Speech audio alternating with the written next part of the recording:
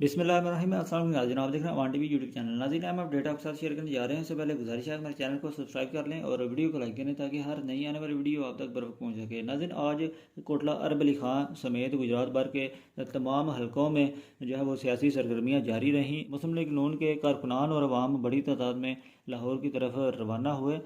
तफसीलात के मुताबिक खारियाँ के मकाम पर बाद सहाफ़ती रिकॉर्ड के मुताबिक 10,000 के करीब लोग जमा हुए चौधरी अबरदा कोटला की क़यादत में, जबकि बाज़ की जानिब से 5,000 का फिगर बताया जा रहा है। जबकि ओवरऑल अगर देखा जाए तो गुजरात से जो तादाद है वो हज़ारों में थी और हज़ारों में लोग जो है वो लाहौर की तरफ रवाना हुए। और चौधरी अबरदा कोटला ने इस हवाला से आवाम का शुक्रिया भी अदा किया कि उनकी कॉल पर जो हम लोग निकले हैं।